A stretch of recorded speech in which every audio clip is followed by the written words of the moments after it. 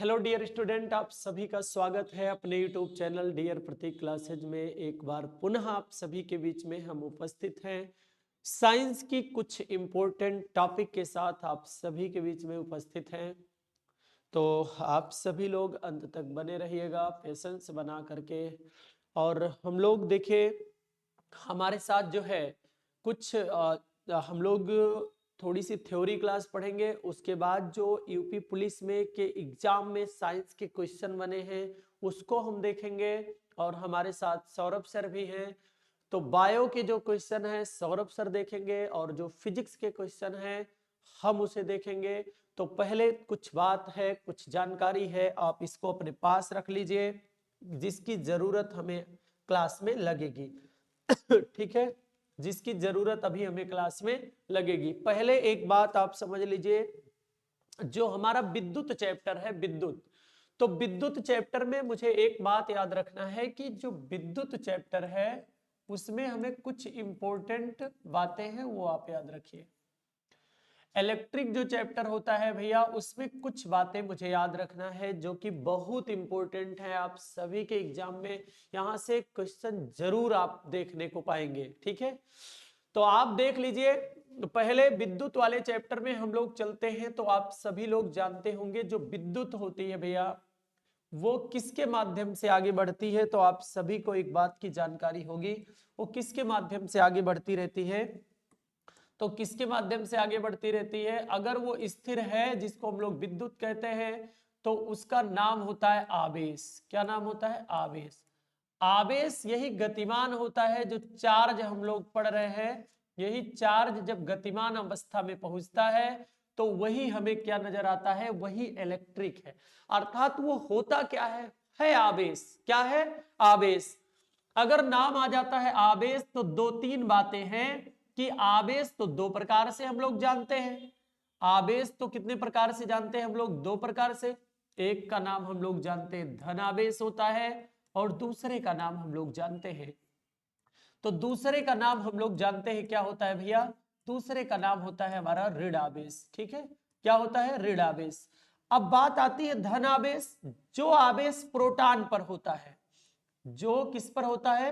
Proton पर होता है, उसे धन आवेश कहते हैं। और जो हमारा इलेक्ट्रॉन पर होता है, ठीक है, किस पर होता है? इलेक्ट्रॉन पर होता है, उसे हम लोग क्या कहते हैं? ऋण आवेश। दोनों बातें एक हैं। अब आप समझिए, जितना धन आवेश प्रोटॉन पर होता है उतना ही ऋण आवेश किस पर होता है? इलेक्ट्रॉन पर। अब आवेश की अगर चर्चा हुई है तो हम लोग समझ लेते हैं दोनों पर आवेश होते हैं कितना? 1.6 गुणे 10 की पावर -19 कुलाम आवेश ही होते हैं। ये आप सभी लोग जान रहे होंगे। केवल इस पर होते हैं ऋण आवेश और इस पर होते हैं धन आवेश। दोनों पर उतने ही आवेश होते हैं। 1.6 गुणे 10 की पावर -19 कुलाम आवेश होते हैं, लेकिन प्रोटॉन पर धन आवेश होते हैं और इलेक्ट्रॉन पर क्या होते हैं? ऋण आवेश होते हैं। और एक बात हम और आपको बता दें, यहीं से धन आवेश और ऋण आवेश के बाद हम लोग चलते हैं, यही आवेश होते हैं विद्युत के रूप में क्या गमन होते हैं? तो आवेश। विद्युत के रूप में क्या गमन होते हैं? तो आवेश। अब आवेश दो प्रकार के होते हैं, तो कौन सा आवेश गमन होता है? तो कौन सा आवेश गमन होता है? तो ऋण आवेश। अगर मुझसे प्रश्न पूछा जाता है विद्युत के रूप में गमन होता है क्या, और धारा ऑप्शन में नहीं रहता है, तो है आवेश। और आवेश में कौन सा है? चार्ज है। चार्ज में कौन सा है? तो चार्ज में जो है कौन सा? ऋण आवेश। और ऋण आवेश में कौन सा होता है? तो इलेक्ट्रॉन होता है। क्या होता है? इलेक्ट्रॉन होता है। और जब वो गतिमान अवस्था में पहुंचता है, अर्थात जो है यही इलेक्ट्रॉन, यही इलेक्ट्रॉन जब क्या होता है? जब यही इलेक्ट्रॉन हमारा भैया गतिमान हो जाता है, क्या हो जाता है? गतिमान हो जाता है, तो इसी का नाम क्या हो जाता है? इसी का नाम धारा हो जाता है, इसी का नाम करंट हो जाता है। और इसके मात्रक की अगर हम लोग चर्चा करें, आवेश का मात्रक क्या होता है? तो याद रखना कुलाम होता है। आवेश का मात्रक क्या होता है? कुलाम होता है। और धारा का मात्रक क्या हो जाता है? तो धारा का मात्रक हमारा होता है एम्पियर। ये हम लोग यहां से जानते होंगे कि ये क्या होता है। Q बराबर हम लोग क्या बता सकते हैं? तो Q बराबर हम लोग जानते हैं क्या होता है? IT होता है। क्या होता है? Q बराबर हमारा क्या होता है भैया? IT होता है। तो आप सभी को केवल एक बात याद रखना है, तो Q बराबर जो हमारा IT होता है, अगर हम कहें यहां से कुलाम किसके बराबर होता है, कुलाम किसके बराबर होता है, तो धारा का मात्रक एम्पियर होता है, धारा का मात्रक एम्पियर होता है, समय का मात्रक सेकेंड होता है। तो हम कह सकते हैं कुलाम इक्वल होता है एम्पियर इनटू सेकेंड के। अगर हम यहां से आपसे पूछें कि भैया आप हमें बता दीजिए एम्पियर किसके बराबर होता है, तो कुलाम प्रति सेकेंड के, कुलाम प्रति सेकेंड के ये मात्रक होते हैं किसके, धारा के। एक बातें यहां से तो क्लियर हो जाती हैं, आपने समझ लिया बातें तो विद्युत से स्टार्ट हुई, बातें तो विद्युत से स्टार्ट हुई। विद्युत के रूप में कौन चलता है? आवेश। पूछा जाता है आवेश में कौन सा आवेश होता है, तो आवेश में कौन सा आवेश होता है, हम लोग जानते हैं वो होता है ऋण आवेश।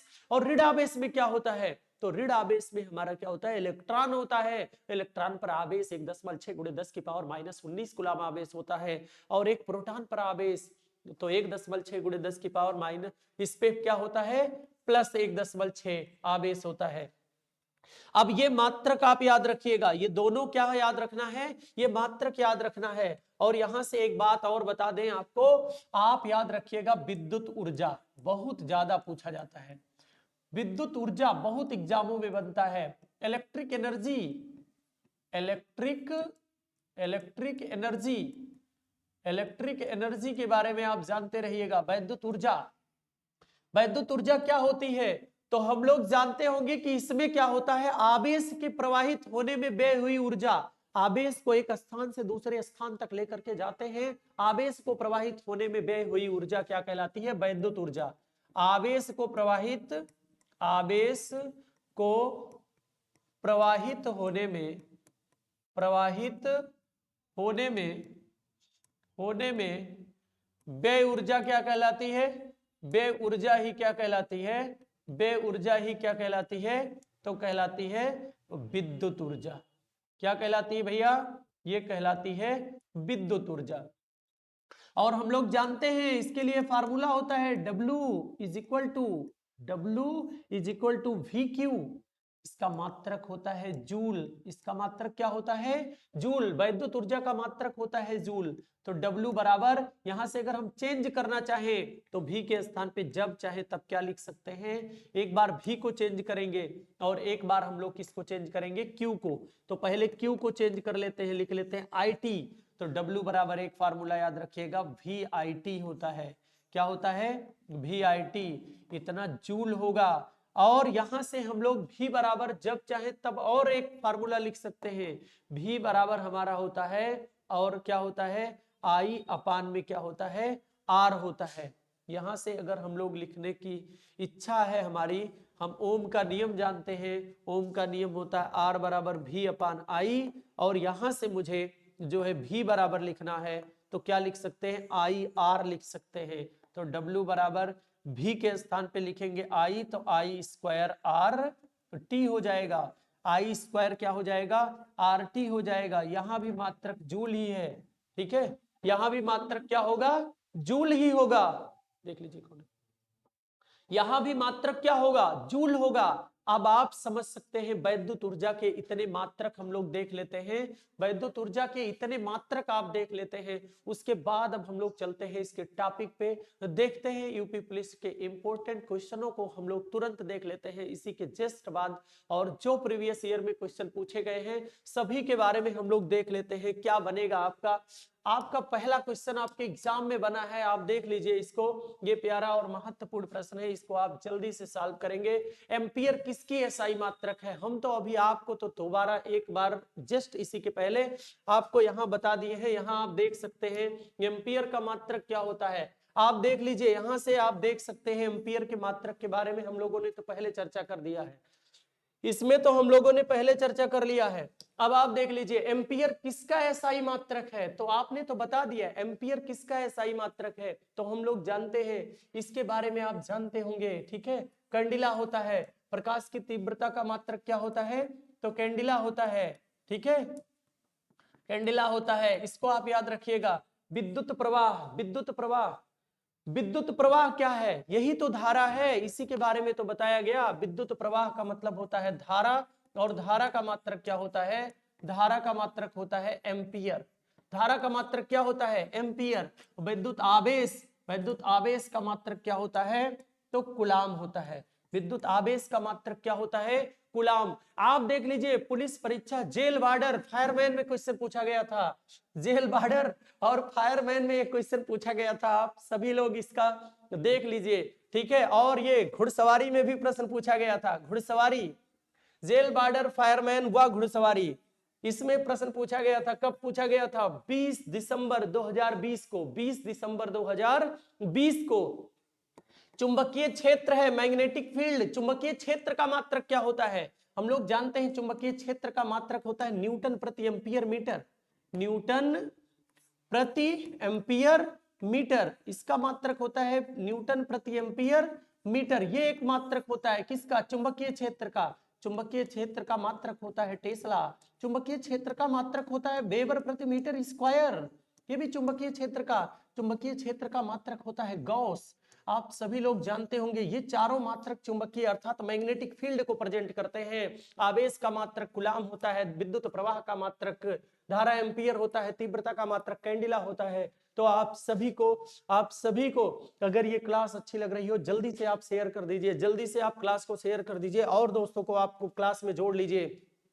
और इसी के जस्ट बाद हम लोग ध्यान से देखते हैं अगले प्रश्न है। अगला प्रश्न आपके बीच में पूछ रहा है, इसमें हमसे पूछा जा रहा है द्रवों का घनत्व। द्रवों का घनत्व मापने के लिए किस उपकरण का उपयोग किया जाता है? तो आप सभी जानते होंगे द्रवों का घनत्व मापने के लिए किसका उपयोग किया जाता है? तो पिक्नोमीटर का। किसका उपयोग किया जाता है? पिक्नोमीटर का उपयोग किया जाता है। आप सभी लोग जल्दी से कमेंट करके बताएंगे, कमेंट करके आप सभी लोग जल्दी से बताएंगे इस प्यारे और महत्वपूर्ण प्रश्न का जवाब क्या होने वाला है। जल्दी से बताइए। आप ध्यान से देखिए, द्रवों का घनत्व का मापने के किस उपकरण का उपयोग किया जाता है? तो हम लोग जानते हैं पिक्नोमीटर होता है। यहां से क्या मापा जाता है? यहां से द्रवों का घनत्व मापा जाता है। क्या मापा जाता है? द्रवों का घनत्व मापा जाता है। अगर यहां से द्रवों का घनत्व मापा जाता है, और ये प्रश्न देख लीजिए, पुलिस कांस्टेबल में पूछा गया था, कांस्टेबल में ही पूछा गया था, फिजिक्स का है। इसी प्रकार हम जो है एक क्लास ऐसी लेकर के आने वाले हैं कि आप सभी को उस क्लास में जो है पूरे जितने मापक यंत्र हैं, जितने मापने वाले यंत्र हैं, सबके बारे में वो क्लास होगी। ठीक है, पूरी क्लास उसके बारे में होगी। हम लोग पूरी क्लास में, एक ही क्लास में इसको क्या करेंगे? फाइनल करने वाले हैं। ठीक है, तो आप सभी लोग घबराए ना, ये इसकी भी क्लास आएगी। आप सभी लोग केवल बेशक इंतजार करें। कौन है भैया वहां? कोई नहीं है, चलिए ठीक। अब आप ध्यान से देखिएगा, द्रवों का घनत्व मापने के लिए क्या हो जाएगा भैया? पिक्नोमीटर हो जाएगा। पिक्नोमीटर आपके द्रवों का घनत्व मापता है। और यहीं से अगर हम लोग चर्चा करते हैं तो हमारा जो है वायु की घनत्व मापने के लिए किसका उपयोग किया जाता है? तो एनेमोमीटर का उपयोग किया जाता है। किसका? एनेमोमीटर का। एनेमोमीटर क्या मापता है? यहां से ये द्रवों का घनत्व मापता है। द्रव का घनत्व इससे मापा जाता है। द्रव का घनत्व किससे मापा जाता है? तो एनेमोमीटर से मापा जाता है। एनेमोमीटर से द्रव का घनत्व मापा जाता है। और आपको पता होना चाहिए, जो किसान के लिए जो मिट्टी अर्थात मिट्टी उपकरण जो हमारा होता है, मिट्टी को मापने के लिए कौन सा उपकरण उपयोग किया जाता है? तो आप सभी को पता होना चाहिए, मिट्टी मापने के लिए हम लोग किसका उपयोग करते हैं? तो बेवामीटर का उपयोग करते हैं। मिट्टी मापने के लिए किसका? ये मिट्टी को मापने के लिए उपयोग की जाती है। ये किसके? अर्थात यहां से मिट्टी मापा जाता है। ठीक है, और एक हमारा बचा है जिसको आप सभी लोग जानते हैं, यूडियोमीटर। यूडियोमीटर क्या होता है? तो ये गैस के मिश्रण को बताने के लिए उपयोग किया जाता है। यूडियोमीटर क्या बताता है? तो गैस मिश्रण बताता है। गैस मिश्रण के लिए किसका उपयोग किया जाता है? यूडियोमीटर का। और पिक्नोमीटर तो आप सभी लोग जानते हैं, यहां से क्या मापा जाता है? द्रव का घनत्व मापा जाता है। तो इसी प्यारे और महत्वपूर्ण प्रश्न के बाद हम लोग चलते हैं अगले प्रश्न की तरफ। आप सभी लोग जल्दी से बताइएगा कमेंट करके। देखिए, चुंबकीय फ्लक्स का मात्रक पूछ रहा है। चुंबकीय फ्लक्स का मात्रक तो आप सभी लोग अभी ने जानते हैं, चुंबकीय फ्लक्स का मात्रक हमारा क्या होता है? तो न्यूटन तो बल का मात्रक होता है, आप सभी लोग जानते हैं। टेस्ला चुंबकीय क्षेत्र का मात्रक होता है, आप सभी लोग जानते हैं। अर्ग को आप सभी लोग बताइए जल्दी से, किसका मात्रक है? कमेंट करके बताइएगा। और वेबर किसका मात्रक होता है? ये चुंबकीय फ्लक्स का मात्रक कौन हो जाएगा? चुंबकीय फ्लक्स का मात्रक हमारा क्या हो जाएगा? अर्ग हो जाएगा, वो वेबर हो जाएगा। चुंबकीय फ्लक्स का मात्रक क्या हो जाएगा भैया? तो हमारा क्या हो जाएगा, तो आप सभी लोग जानते होंगे यहां से क्या हो जाएगा, वेवर हो जाएगा। अर्घ जल्दी से कमेंट देख रहे हैं, देखते हैं कितना लोग, जल्दी से बताइए, आप सभी लोग कमेंट करके बताएंगे अर्घ किसका मात्रक है। चलिए चलिए कमेंट बॉक्स में जल्दी से बताइए अर्घ। और तुरंत आपके बायो के क्वेश्चन अभी देखने को मिल रहे हैं, तुरंत हम लोग बायो के क्वेश्चन कमेंट बॉक्स में जल्दी से बताइए, अर्घ को जल्दी से बताइए, उसके बाद बताया जाएगा। इसके बाद हम लोग देख लेते हैं अगले प्रश्न को। कह रहा पानी का घनत्व अधिकतम होता है किस पर, तो पानी का घनत्व किस पर अधिकतम होता है, तो हम लोग जानते हैं 4 डिग्री सेल्सियस पर। किस पर होता है, पानी का जो है क्या होता है, घनत्व अधिकतम होता है किस पर, 4 डिग्री सेल्सियस पर। तो बी ऑप्शन हमारा क्या हो जाएगा, बिल्कुल करेक्ट हो जाएगा। इस प्यारे और महत्वपूर्ण प्रश्न के बाद हम लोग चलते हैं अगले प्रश्न की तरफ। और जैसे ही आपको अभी दिखेगा तुरंत क्वेश्चन आ जाएगा आपका किसका, बायो का। और जैसे ही बायो का क्वेश्चन आएगा तुरंत आपके बीच में सौरभ सर उपस्थित हो जाएंगे। ठीक है, आपके बीच में जैसे ही आ जाएगा बायो का क्वेश्चन, उसके बाद जो है आ जाएंगे हमारे सौरभ सर। ठीक है, तो तुरंत अभी बायो के क्वेश्चन के साथ हमारे सौरभ सर आने वाले हैं। ठीक है, चलिए इसके बाद हम लोग चलते हैं अगले प्रश्न की तरफ। कमेंट में क्या लिख रहे हैं भैया आप, अच्छा ठीक है, चलिए अगले प्रश्न की तरफ हम लोग चलते हैं। अगला प्रश्न आपके बीच में है, जल्दी से आप कमेंट करके बताएंगे। कह रहा निम्नलिखित में से कौन सा तत्व एक अधातु है जो कि कक्षीय तापमान पर द्रव अवस्था में रह सकता है। कौन एक अधातु है जो कि क्या रह सकता है, द्रव अवस्था में रह सकता है। तो आप सभी लोग जानते होंगे कि अधातु की यहाँ पे चर्चा की जा रही है। तो अधातु कौन है, तो पहली बात तो आप समझ लीजिए, वैसे आप जानते होंगे कि ब्रोमीन क्या है, ब्रोमीन एक आपकी क्या है, ये अधातु है। क्या है, ये ब्रोमीन जो है ये अधातु है। कह रहा अधातु जो कक्षीय तापमान में द्रव अवस्था में रह सकता है। तो ये किस अवस्था में रह सकता है भैया, ये आपका जो है द्रव अवस्था में रह सकता है। कौन, ब्रोमीन। ब्रोमीन किस अवस्था में रह सकता है, द्रव अवस्था में रह सकता है। और हम लोग अगर चर्चा करते हैं यहां से पारा, पारा क्या होता है, इसका प्रतीक क्या होता है, Hg होता है। पारा का प्रतीक क्या होता है, Hg होता है, जो कमरे के तापमान में द्रव अवस्था में रह सकता है। ये भी क्या रह सकता है, ये द्रव अवस्था में रह सकता है भैया, ये क्या रह सकता है, ये द्रव अवस्था में रह सकता है। लेकिन पारा एक क्या है, पारा एक धातु है। द्रव अवस्था में तो रह सकता है ये Hg जो है ये द्रव अवस्था में रह सकता है, लेकिन ये एक धातु है। पूछ रहा है अधातु, तो ब्रोमीन क्या है, अधातु है। क्लोरीन की चर्चा करें तो ये क्लोरीन जो होता है ये साधारण नमक से चर्चा कर जो है साधारण नमक बना सकता है। किससे मिलकर के, किससे मिलकर के, सोडियम से मिलकर के क्या बना सकता है, साधारण नमक बना सकता है, लेकिन द्रव अवस्था में नहीं रह सकता। और हीलियम की हम लोग चर्चा करें तो हीलियम क्या होती है, आप सभी लोग जानते होंगे हीलियम के बारे में। यह एक ऐसी कौन सी गैस पाई जाती है, हीलियम की अगर हम लोग चर्चा करते हैं, यह एक निष्क्रिय गैस होती है, यह एक निष्क्रिय गैस होती है, यह गंधहीन होती है। क्या होती है, यह गंधहीन होती है, यह स्वादहीन होती है। गंधहीन, स्वादहीन, रंगहीन यही होती है। अर्थात हीलियम की हम लोग चर्चा करें तो ये एक निष्क्रिय गैस होती है जो कि गंधहीन होती है, स्वादहीन होती है, विषहीन होती है। ठीक है, इसकी हीलियम की हम लोग चर्चा करें तो गंधहीन भी होती है, स्वादहीन होती है, रंगहीन होती है, निष्क्रिय गैस होती है और ये विषहीन भी होती है। इसमें किसी प्रकार का कोई विष नहीं पाया जाता, विषहीन भी होती है। इस प्यारे और महत्वपूर्ण प्रश्न के बाद हम लोग चर्चा करते हैं अगले प्रश्न की। जल्दी से आप सभी लोग बताएंगे।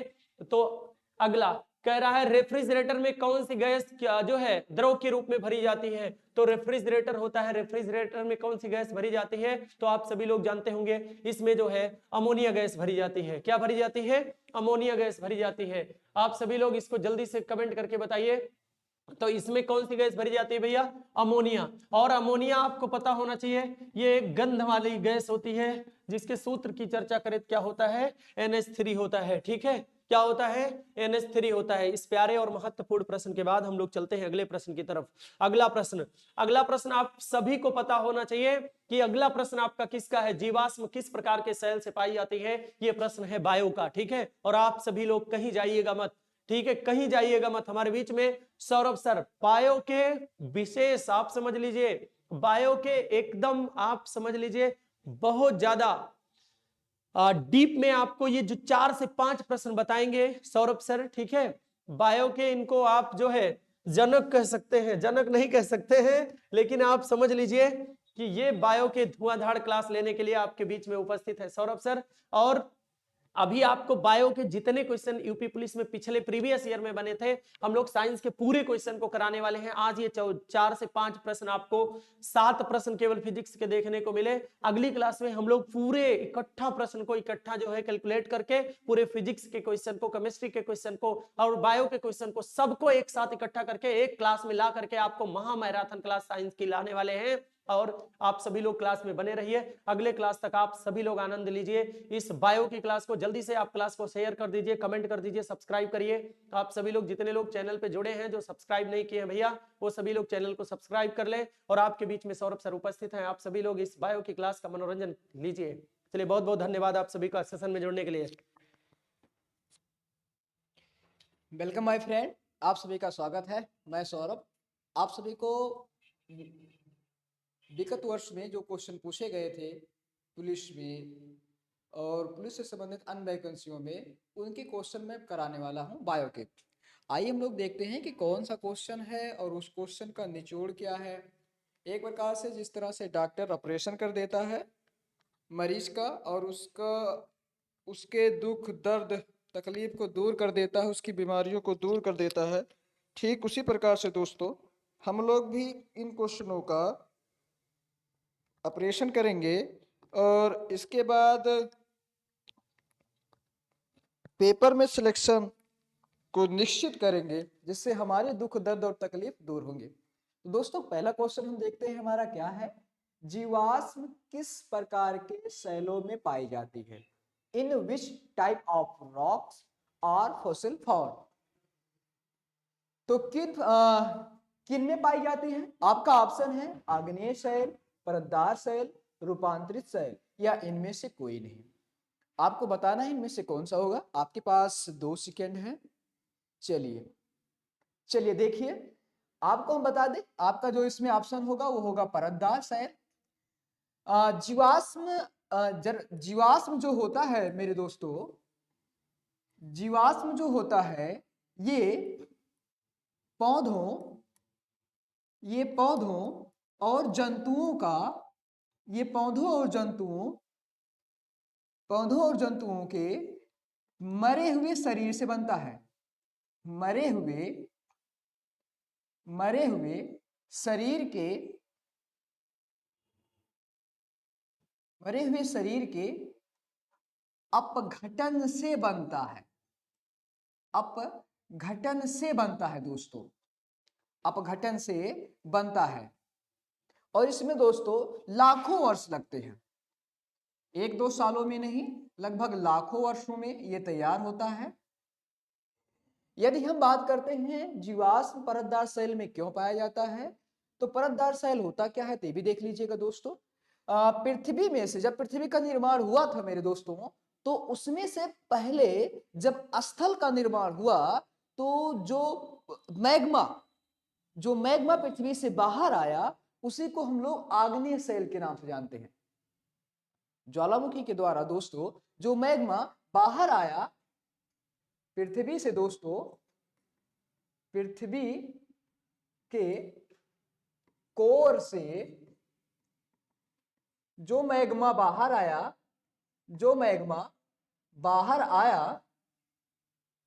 उससे आग्नेय शैल बने। क्या बने दोस्तों? आग्नेय शैल बने।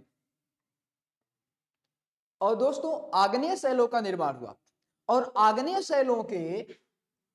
शैलों के रूपांतरण से रूपांतरित शैल का निर्माण हुआ। किसका निर्माण हुआ दोस्तों? रूपांतरित शैल का निर्माण हुआ।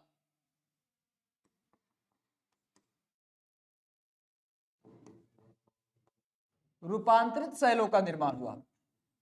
और दोस्तों आग्नेय और रूपांतरित शैलों के अपघटन से, इन दोनों के अपघटन से दोस्तों परतदार शैल का निर्माण। किसका निर्माण हुआ दोस्तों? परतदार शैल का निर्माण हुआ। और इसी परतदार शैल को मेरे दोस्तों अवसादी शैल के नाम से भी जाना जाता है। किसके नाम से भी जाना जाता है दोस्तों? अवसादी शैल। किसके नाम से जाना जाता है दोस्तों? इसका जो अन्य नाम है वो है अवसादी सेल। ठीक है दोस्तों, अब ध्यान रखिएगा, जैसे पृथ्वी से, ये हमारी पृथ्वी हो जाती है, यहां से दोस्तों जब ज्वालामुखी निकलेगा तो मैग्मा इस तरह से बिखरता जाएगा और एक बड़ी चट्टान का, एक बड़े पर्वत का निर्माण कर देगा। और जब दोस्तों ये अपघटन होगा तो इसके जो ऊपरी कण है, ये वाले भाग दोस्तों, ये इसके जो ऊपरी कण है,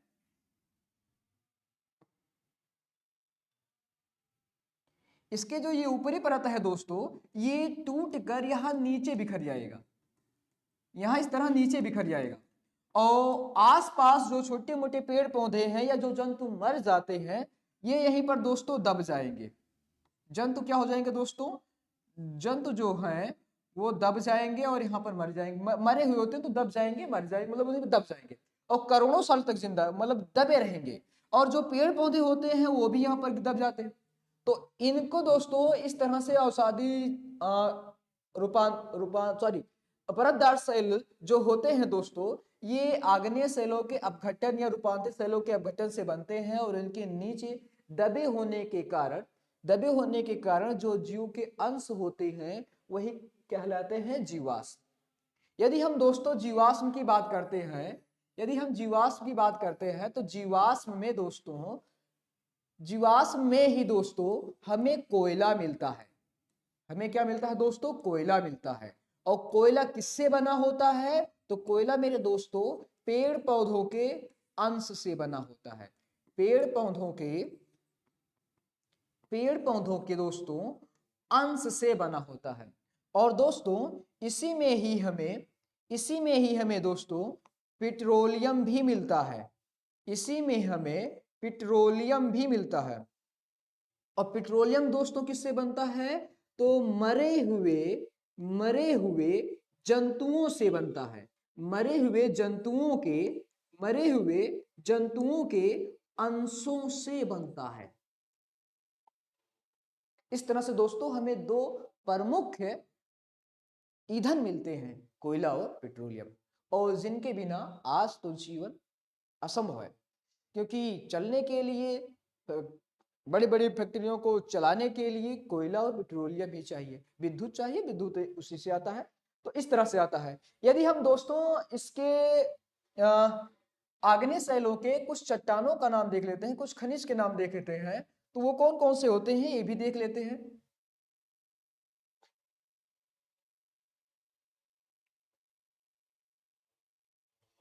तो यदि हम दोस्तों आग्नेय शैल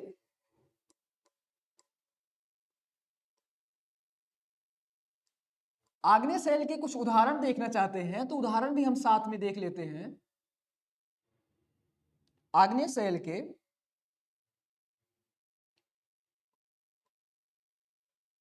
उदाहरण, तो उदाहरण कौन कौन से होते हैं आग्नेय शैल के? जैसे दोस्तों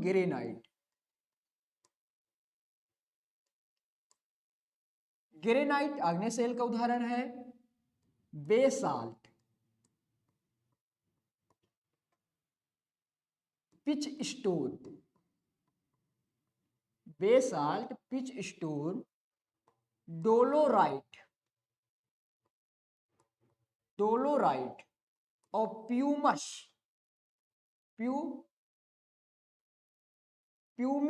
दोस्तों, क्या है? प्यूमिस। तो ये दोस्तों आग्नेय शैल के कुछ उदाहरण हैं, ये भी आप ध्यान में रखिएगा, क्योंकि कभी कभी आपको इनके मतलब ये पूछ भी लेता है कि ये किस प्रकार के शैल के उदाहरण हैं। जिसे डोलोराइट पूछ लिया, डोलोराइट किस शैल का उदाहरण है, तो ये उदाहरण भी आप ध्यान में रखिएगा। ऐसे यदि हम परतदार शैल की, जो अभी हमने पढ़ा परतदार शैल, इसके उदाहरण देखते हैं, तो इसके जो उदाहरण होते हैं दोस्तों, वो अभी को आपको बता चुके हैं हम।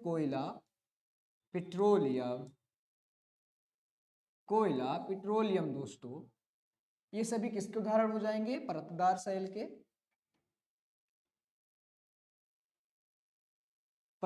शैल के। और दोस्तों जो अगला है हमारा कायांतरित या रूपांतरित शैल। तो रूपांतरित शैल के भी उदाहरण ध्यान में रखिएगा। जैसे बेसाल्ट तो सॉरी दोस्तों, बेसाल्ट तो आग्नेय शैल है। यहाँ पर बाक्साइट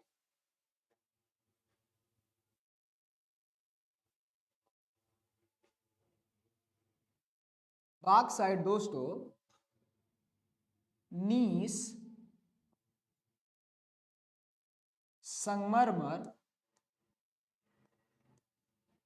नीस संगमरमर, स्लेट, ये सभी दोस्तों किसके उदाहरण हो जाते हैं? तो रूपांतरित सेल हो जाते हैं। तो इस ऑप्शन के साथ आप ये भी याद रखिएगा। अगला क्वेश्चन हम लोग देखते हैं, नेक्स्ट क्वेश्चन।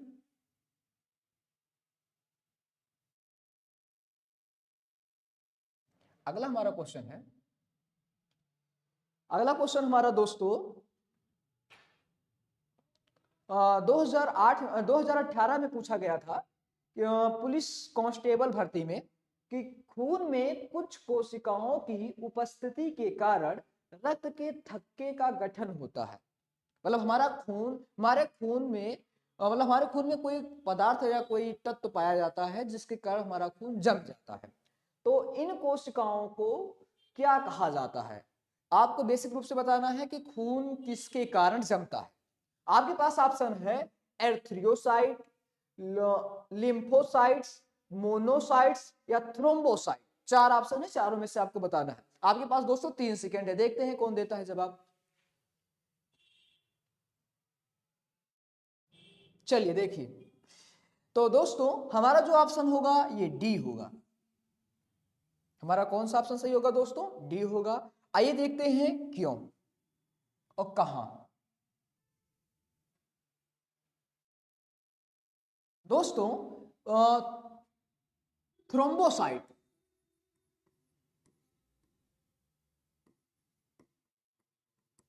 थ्रोम्बोसाइट्स को हम लोग बेसिक रूप से प्लेटलेट्स के नाम से जानते हैं। प्लेटलेट्स, प्लेटलेट्स के नाम से जानते हैं। और दोस्तों प्लेटलेट्स का जो तकनीकी नाम होता है वही थ्रोम्बोसाइट कहलाता है। और ये काम क्या करता है? तो क्वेश्चन में ही जैसे दिया गया है, के थक्के को खून के थक्के बनाता है, खून के थक्के बनाता है दोस्तों। और इसकी जो संख्या होती है हमारे खून में, इसकी संख्या जो होती है दोस्तों हमारे खून में, वो 5000 से लगभग 10,000 के बीच में होती है। 5000 से लगभग 10,000 के बीच में होती है। और दोस्तों यदि यह ठीक रूप से कार्य नहीं करता है, थ्रोम्बोसाइट कार्य नहीं कर पाता है, तो हमें एक बहुत घातक बीमारी होती है जिसे कहते हैं हीमोफीलिया। हीमोफीलिया। तो दोस्तों हमें हीमोफीलिया नामक रोग हो जाता है। और इस रोग में दोस्तों अगर हमारे शरीर में कहीं पर भी कट लग जाता है तो अधिक खून के बह जाने के कारण हमारी मृत्यु हो जाती है। तो हीमोफीलिया रोग किससे संबंधित होता है दोस्तों? तो थ्रोम्बोसाइट से संबंधित होता है, प्लेटलेट्स की कमी से होता है। जिसमें ध्यान रखिएगा, हीमोफीलिया हीमोफीलिया का एक जो उत्तरदायी कारक और होता है, हम उसे कहते हैं विटामिन के। विटामिन के दोस्तों, विटामिन के की कमी से भी हीमोफीलिया रोग होता है। और विटामिन के कारण ही, ध्यान रखिएगा, विटामिन के की कमी से ही थ्रोम्बोसाइट का निर्माण कम हो जाता है।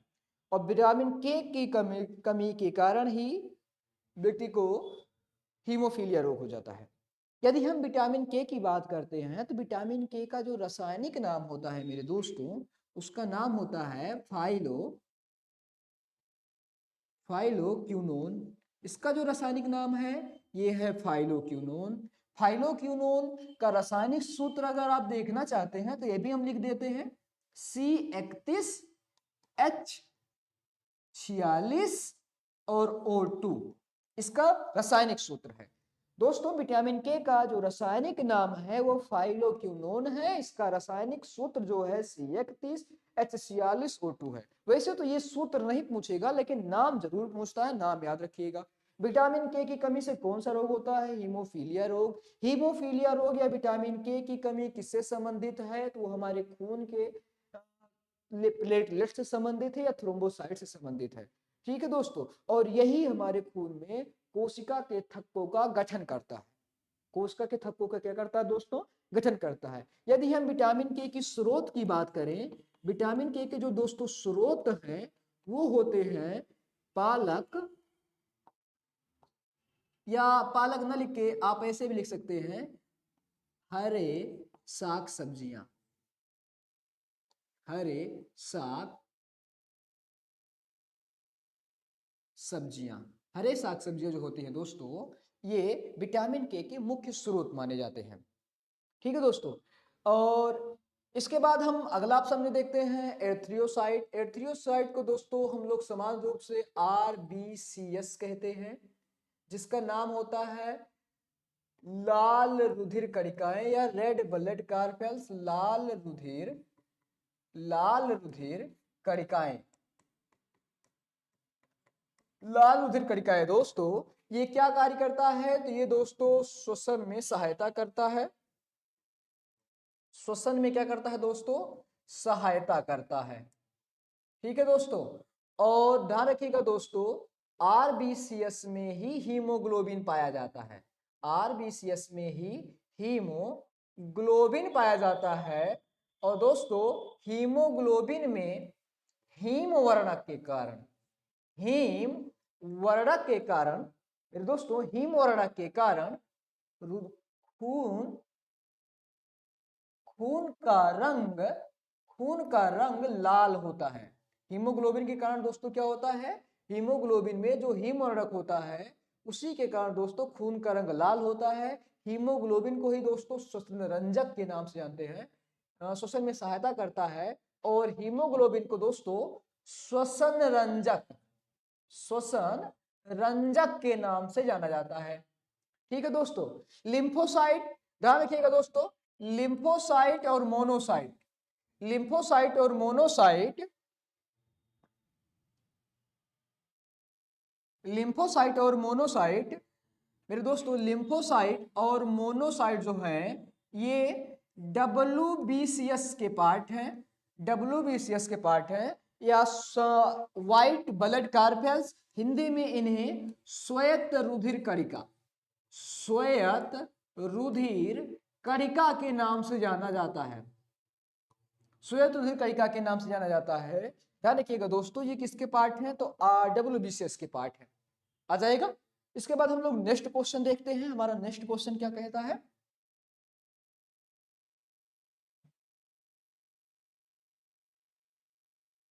तो दोस्तों हमारा नेक्स्ट क्वेश्चन है, ये भी यूपी पुलिस कांस्टेबल द्वितीय पाली में पूछा गया था 2018 में ही।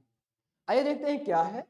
निम्न में से कोशिकाओं का कौन सा भाग पशु कोशिका में नहीं होता है? ध्यान से क्वेश्चन देखिएगा दोस्तों, निम्न में से कोशिकाओं का कौन सा भाग पशु कोशिका में नहीं होता है? मतलब कौन सा भाग पशु कोशिका में नहीं पाया जाता, ये बताना है। Which of the following part of cell is not present in animal? तो कौन सा पार्ट ऑफ सेल होता है जो एनिमल सेल में नहीं पाया जाता है? हमारे पास ऑप्शन है केंद्रक, जिसे न्यूक्लियस कहा जाता है, कोशिका द्रव, जिसे साइटोप्लाज्म इंग्लिश में कहते हैं, कोशिका भित्ति, इसे दोस्तों सेल वॉल कहते हैं, कोशिका झिल्ली से सेल मेम्ब्रेन कहा जाता है। तो आपके पास ये 4 ऑप्शन है, आपके पास 3 सेकेंड है, बताइए जल्दी से कौन सा होगा ऑप्शन।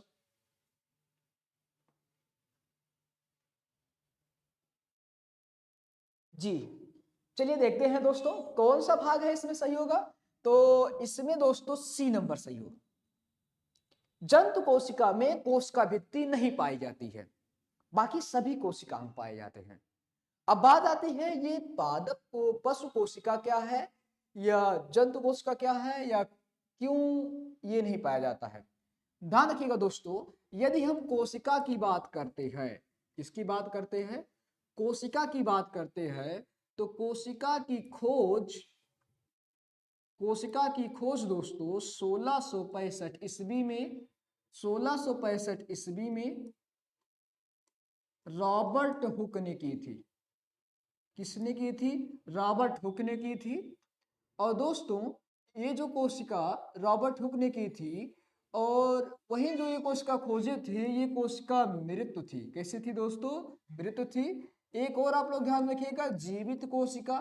जीवित कोशिका की खोज किसने की थी? तो जीवित कोशिका की खोज, जीवित कोशिका की खोज, जीवित कोशिका की खोज 1674 में एंटोन वान ल्यूवेन ल्यूवेनहॉक ने की थी। एंटोन वेन ल्यूवेनहॉक ने की थी दोस्तों। यदि हम कोशिका की बात करते हैं तो हमारी कोशिकाएं मुख्य रूप से दोस्तों दो प्रकार की होती हैं। कोशिकाएं हमारी कितनी प्रकार की होती हैं दोस्तों? तो कोशिकाएं हमारी जो होती हैं ये मुख्य रूप से दो प्रकार की होती हैं। एक होता है प्रोकैरियोटिक, एक होता है प्रोकैरियोटिक और एक होता है यूकैरियोटिक। तो दोस्तों इसी यूकैरियोटिक के दो भाग होते हैं। एक जंतु कोशिका, जिसे हम लोग पशु कोशिका में क्वेश्चन में दिया गया है, आप लोग कंफ्यूज मत होइएगा, जंतु कहिए पशु कहिए, बात एक ही है। और दूसरा होता है पादप कोशिका। दूसरा क्या होता है दोस्तों? पादप कोशिका। तो दोस्तों पादप कोशिका और जंतु कोशिका में कुछ कोशिकांग नहीं पाए जाते हैं, जिसके कारण वो थोड़े से अलग होते हैं। जैसे यदि हम जंतु कोशिका की बात करते हैं तो जंतु कोशिका केवल एक ही झिल्ली से बनी होती है, अर्थात केवल उसमें कोशिका झिल्ली पाई जाती है, लेकिन कोशिका भित्ति नहीं पाई जाती है। वहीं यदि हम पादप कोशिका की बात करते हैं मेरे दोस्तों, तो पादप कोशिका में कोशिका झिल्ली के साथ साथ, कोशिका झिल्ली के साथ साथ, कोशिका झिल्ली के साथ साथ दोस्तों बाहर से भी एक आवरण पाया जाता है, जिसे हम लोग कोशिका भित्ति कहते हैं। इसे हम लोग क्या कहते हैं दोस्तों? कोशिका भित्ति कहे जाते हैं। वही जंतु कोशिका में नहीं पाया जाता है। और एक चीज ध्यान में रखिएगा दोस्तों, पादप कोशिका में, पादप कोशिका में लवक पाया जाता है, लेकिन इसमें लवक नहीं पाया जाता है।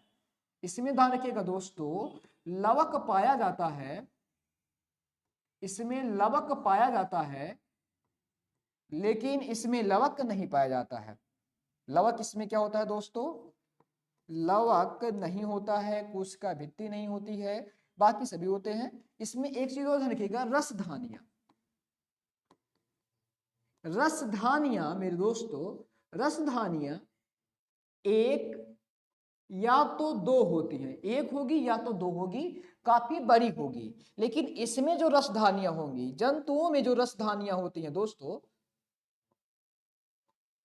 इसमें जो रसधानियां होती हैं वो छोटी होती हैं और संख्या में कई होती हैं। छोटी संख्या में कई होती हैं। ठीक है मेरे दोस्तों। बाकी सभी कोशिकांग लगभग पाए जाते हैं, माइटोकार्डिया पाया जाता है, सेंट्रोसोम पाया जाता है, ठीक है, सभी पाए जाते हैं। ये होता है कोशिका। ठीक है दोस्तों, हमारा अगला क्वेश्चन देखते हैं।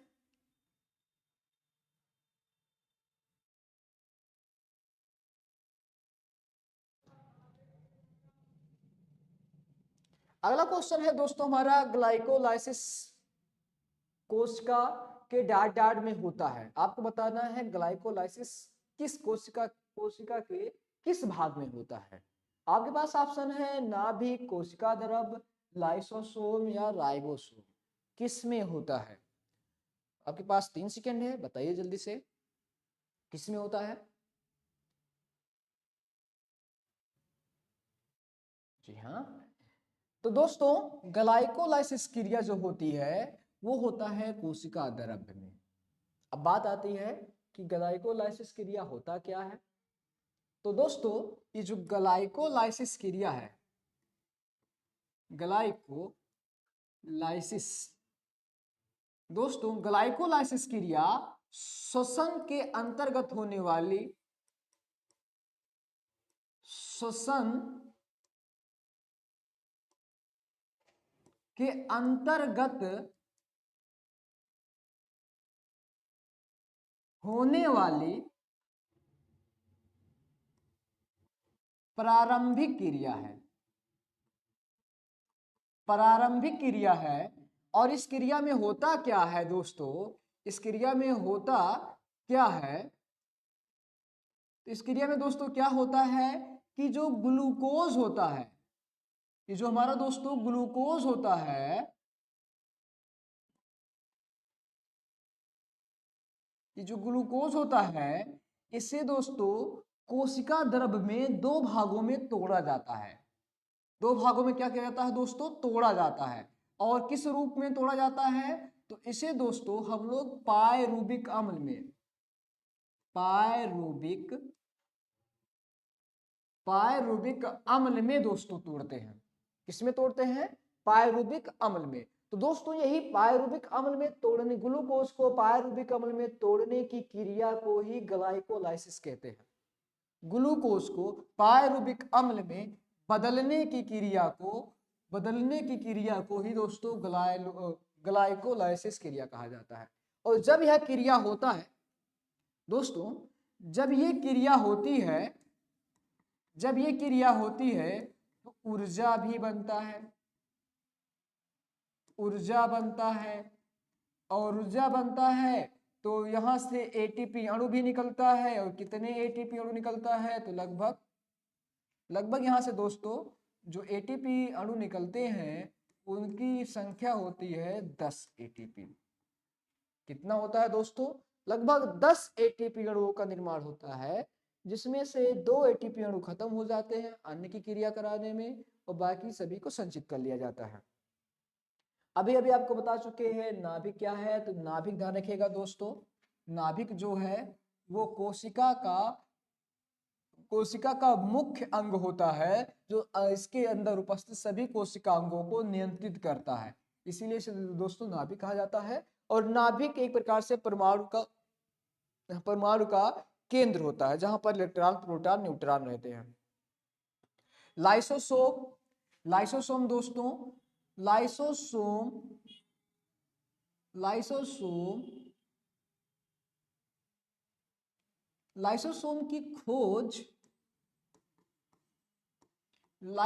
की खोज डी डुबे ने की थी। किसने की थी दोस्तों? डी डुबे ने की थी। और इसका कार्य क्या है? तो इसका कार्य दोस्तों, इसका कार्य होता है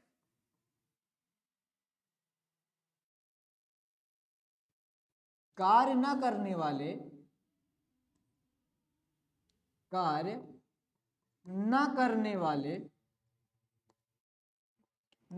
वाले कोशिकाओं को, कार्य न करने वाले कोशिकाओं को नष्ट करता है। कार्य न करने वाले कोशिकाओं को नष्ट करता है। और दोस्तों जब कभी कभी वो सारी कोशिकाएं कार्य करना बंद कर देती हैं, तो यह अपने आप को ही नष्ट कर कर सभी कोशिकाओं को मार देता है। इसीलिए इसे दोस्तों आत्मघाती थैली भी कहते हैं। आत्मघाती थैली के नाम से जो अंग जाना जाता है, उसी को दोस्तों हम लोग कहते हैं लाइसोसोम। राइबोसोम क्या कार्य करता है मेरे दोस्तों? राइबोसोम जो होता है ये हमारे शरीर में प्रोटीन संश्लेषण करता है, प्रोटीन संश्लेषित करता है। अर्थात दोस्तों प्रोटीन को बनाता है। किसको बनाता है? प्रोटीन को बनाता है। ठीक है दोस्तों। और इस तरह से दोस्तों ये हमारे क्वेश्चन के पोस्टमार्टम हो गए। तो आज के लिए हम लोग इतना ही करते हैं। एक बात और आपको बता देते हैं दोस्तों, श्वसन की क्रिया आरंभ होती है ग्लाइकोलाइसिस क्रिया में। ग्लाइकोलाइसिस क्रिया के दौरान किसमें होती है? कोशिका द्रव्य में। किसमें होती है? किसमें होती है दोस्तों? कोशिका द्रव्य में होती है। लेकिन अंत माइटोकॉन्ड्रिया में होता है। लेकिन दोस्तों अंत कहाँ होता है? माइटोकॉन्ड्रिया में। तो ग्लाइकोलाइसिस क्रिया जो होती है दोस्तों, ये क्रिया जो होती है ये होती है कोशिका द्रव्य में। और दोस्तों आरंभ कोशिका द्रव्य में होती है, लेकिन श्वसन क्रिया का अंत माइटोकॉन्ड्रिया में होता है। किसमें होता है? माइटोकॉन्ड्रिया में होता है। माइटोकॉन्ड्रिया में होता है। ठीक है दोस्तों। इसमें क्या होता है? तो ग्लूकोज से जो पायरूबिक अम्ल बने होते हैं C6H12O6 को कार्बन डाइऑक्साइड और H2 जल में तोड़ दिया जाता है और यहां से निकलती है 673 किलो कैलोरी ऊर्जा, और इस 673 किलो कैलोरी ऊर्जा को 38 एटीपी अणु के रूप में संचित कर लिया जाता है। इस तरह से एक प्रक्रिया कंप्लीट हो जाती है। तो इस तरह से दोस्तों हमारे ये सारे क्वेश्चन हमने जो प्रॉपर रूप से किए, आप सभी लोग हम लोगों का बहुत साथ दिए, इसके लिए हम आपका धन्यवाद देते हैं। हमारे साथ बने रहिएगा, हमारे वीडियो को लाइक शेयर और सब्सक्राइब करिए, जिससे अन्य बच्चों तक भी ये क्लास जाए और वे लोग भी थोड़ा लाभ कमा सके। ठीक है, और लड़ते रहिए, जब तक आप सफल ना हो तब तक लड़ते रहिए, क्योंकि सफलता समय मांगती है। सफलता क्या मांगती है दोस्तों? समय और धैर्य मांगती है। यदि आप धैर्य के साथ लगातार अपने लक्ष्य पर लगे रहेंगे, डटे रहेंगे, तो आपको आपकी मंजिल अवश्य मिल जाएगी। बस आज के लिए इतना ही, कल फिर मिलेंगे। धन्यवाद दोस्तों।